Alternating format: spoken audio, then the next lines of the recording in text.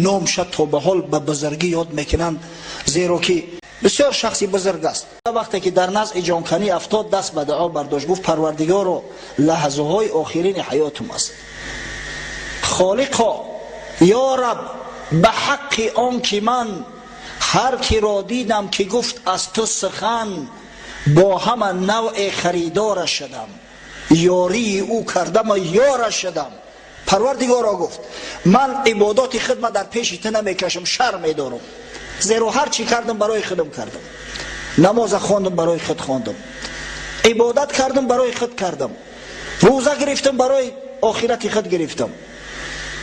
من برای تو همین قدر کار کردم پروردگارا، در هر کجا کسی را دیدم که سخن تو را میگفت، مردم به سوی تو میخواند، دعوت به دین تو میکرد، با همه نوع خریدار شدم، یاری او کردم و یار شدم.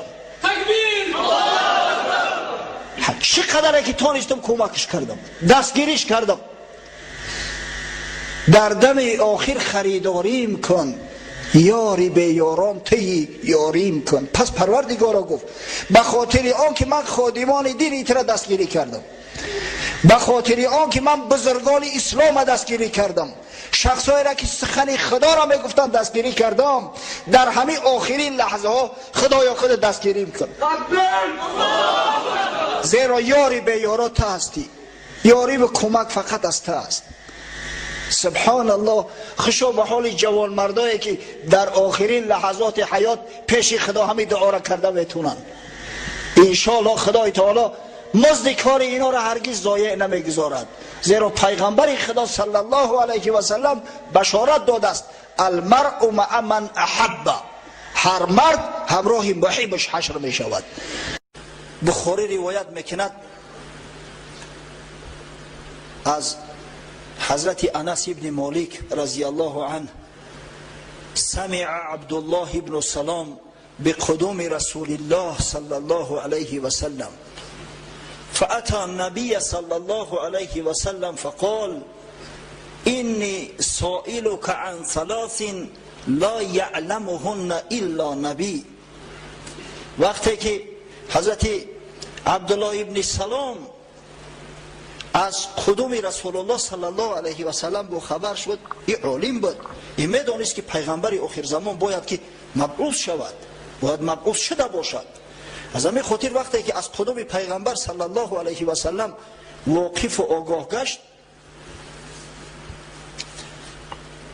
نزدش آمد، گفت یا محمد صلی الله علیه و سلم از سه چیز سوالت میکنم که غیر از پیغمبر کسی به اون سوالا جواب گفته نمیتونه.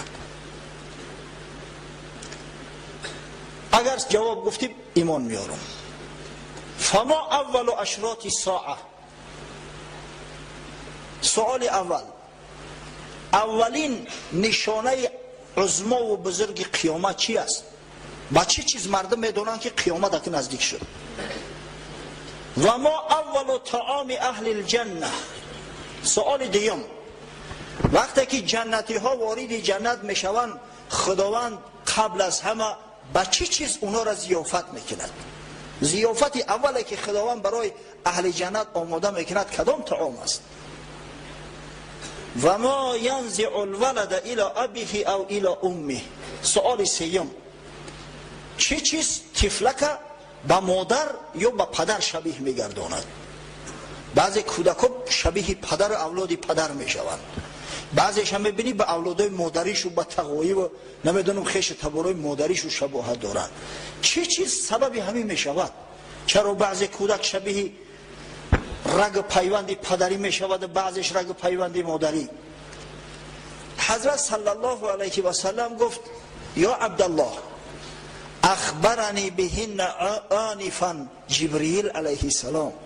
ای عبدالله، گفت قبل از آمدن تا حضرت جبرئیل نزدم آمد و مرا خبر داد که عبدالله ابن سلام پیشت میآید و مثل سوال میکنه، جوابش بگو. عبدالله ابن سلام گفت جبرئیل؟ حضرت گفت نعم، آره. گفت فذاک عدو الیهود من الملائکه.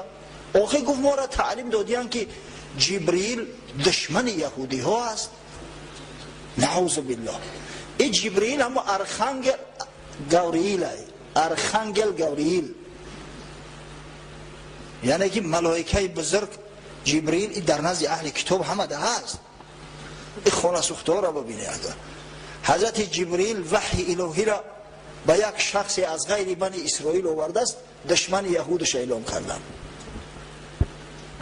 حضرت صلی الله علیه و سلم در جواب آیه قرآن تلاوت کرد: اعوذ بالله من الشیطان الرجیم قل من کان عدوا لجبرئیل فانه نزله على قلبك باذن الله مصدقا لما بین یدیه و بشرى و هدى و بشرى للمؤمنین. بگو به این شخص: ای حبیبی من، کیست او جاهل احمقی که جبرئیل دشمن خود اعلام کرده است؟ جبرئیل که 600 پر دارد، به همین نوع که یک قناتش تمام دنیا را زیر زبر میکنه، او احمق کیست که این جبرئیل دشمن خود اعلام کرده است؟ چه دشمنی کرده میتونسته باشم به جبرئیل؟ هجوم پشه چه آورد خلل بر مایه فیل؟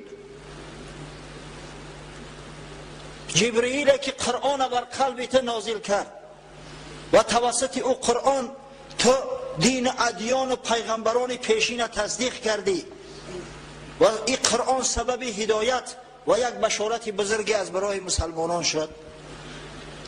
بعدا گفت: فاما اول اشراط الساعه فنار تحشر الناس من المشرق الى المغرب. سؤال اولت گفت اولین نشانه عظمای قیامت یک آتش بزرگی هست که مردم از سوی مشرق به طرف مغرب میدواند. یک آتشی که از جانب یمن پیدا می شود، مردم به سوی حجاز میتازاند. و اما اول طعام اهل الجنه فزیادت کبد الحوت.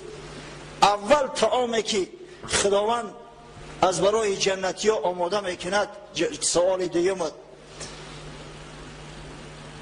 جگر ماهی است. یک بولیون ای جگر ماهی. اهل جنت عذاب و مشقت زیاد میکشند، در صحرای محشر خیلی مشقت میکشند، بعد از بالای پل صراط عبور میکنند در ترس تهلکه.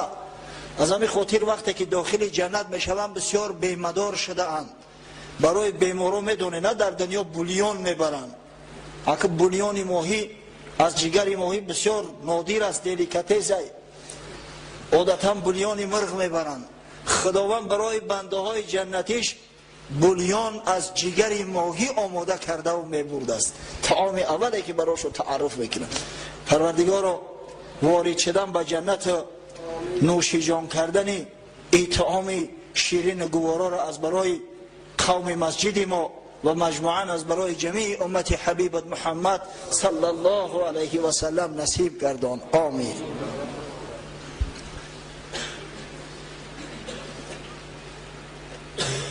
اما سوال سومت که چی چیز کودک به پدر یا به مادر شبیه میسازد، حضرت فرمود: اذا سبق ماء الرجل ماء المرأة نزع الولد و اذا سبق ماء المرأة ماء الرجل نزعت. گفت وقتی که مرد با زنش همخوابه می شود، البته در زمانی هست که در همون بچه‌دان زن حجیره زنده علکی هست، برای همون باردار کردن حجیره البته که نطفه لازم است، سپرم آبی منی. اگر به شرطی که نطفه مرد قبل از نطفه زن در همون حجیره رفت رسید، او کودک شکل صورتش به اولاد پدریش یا به پدر خودش شبیه می شود. اما اگر زن احتلامی شود و آب زن قبل از آب مرد به همون حجیره رسد، در او صورت شکل صورت زن شبیه اولاد مادریش می گردد. این سخن در صورت گفت که نه علم امبریولوژی بده نه اوزی بده، چیزی نبود. واقعا را غیر پیغمبرها کسی نمیداند. از این خاطر عبدالله ابن سلام که عالم بود، عالم حقیقی بود و ایمان به کتابهای خدا داشت، گفت: اشهد ان لا اله الا الله و اشهد انک رسول الله. گواهی میدهم به درستی که نیست معبودی بر حق مگر الله جل جلاله و گواهی میدهم که تو رسولی بر حق خدا هستی. ایمان آورد. بعدا گفت یا رسول الله این الیهود قوم بهت.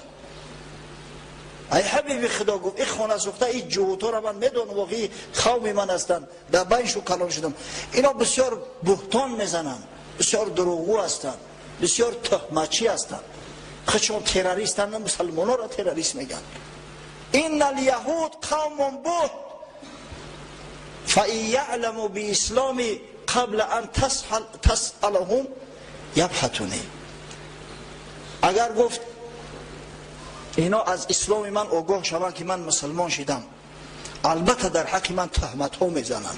برای همین قبل از او که من اسلام خودم آشکار کنم تا اول سوال شو که همین عبدالله ابن سلام چی کس است؟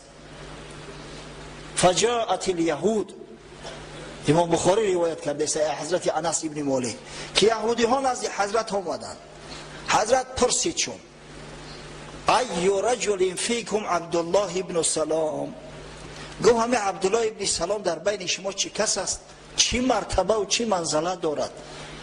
یهود در جواب به یک آواز گفتند خیرنا و ابن خیرنا، بهترین ماست، پدرش هم بهترین ما بود. و سیدنا و ابن سیدنا، اشرافترین ماست، پدرش هم از اشراف ما است. و اعلمنا و ابن اعلمنا، عالمترین ما است، پدرش هم اعلم بود، عالمترین ملوهای ما بود. حضرت صلی الله علیه و سلم سوالش کرد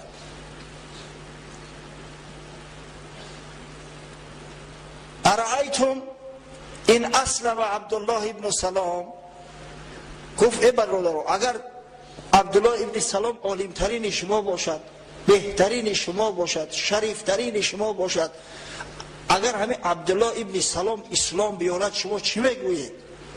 گفتن اعاذه الله من ذلك، هیچ وقت عبدالله ابن سلام اسلام نمیارد. خداوند او را از این کار نگه میدارد. همین قدر باور و یقین دارن. گمان کردن که عبدالله ابن سلام هم مثل خودش یک متعصب احمق است. همین وقت حضرت عبدالله ابن سلام خارج شد، گوش میکرد گپاشو را، از پشت دیوار خارج شد، گفت اشهد ان لا اله الا الله و اشهد ان محمدا عبده و رسوله. وقت این سخن شنیدن پریدن از جاشو خیستن، گفتن شرنا و ابن شرنا، ای محمد صلی الله علیه و سلم این بدترین ما است، پدرش هم بدترین ما بود. به کثافت ها را ببینید، به شرمی را ببینید، به حیایی را ببینید. با حضرت عبدالله ابن سلام خندید، گفت فهذا التی کنت اخاف یا رسول الله. ای حبیب خدا، گفت من این فتنه شو میترسیدم. چون میان در پیشت میگن که او دیوانه های، او فلان های، او بسمدان های، او فناتیک های. از همین میترسیدم، برای همین گفتم اول سوال شد بعد من اسلام آشکار کنم. الحمدلله که از میان یهود این خیلی جوان مردم پیدا شدن و نامشو افتخار بنی بشر است و در صفحه صحابگان بزرگ رسول الله صلی الله علیه و سلم ابدالآباد ثبت گردیده است.